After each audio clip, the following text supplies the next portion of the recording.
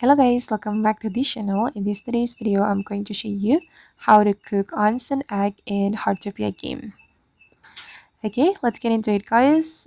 First of all, you need to have the recipe, and for the recipe, you can get it by completing the onsen egg premise challenge. I'm going to show you the challenge. I hope that you all have already completed the challenge from the winter frost season. Okay, this is the challenge.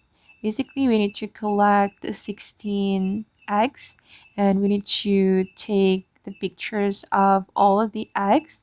And once you're done, you will get this recipe, onsen egg recipe. Once you own the recipe, you can go to the onsen mountain. Then you will see this basket.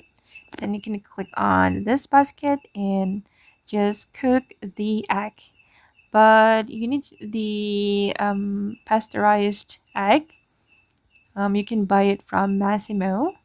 Then you just need to click on start cooking and wait.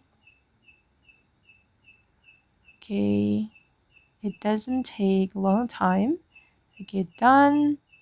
And I just cooked the onsen egg. Okay guys, and that's how we can cook onsen egg in Heartopia game. I hope this video will be useful for you. Thank you so much for watching and bye!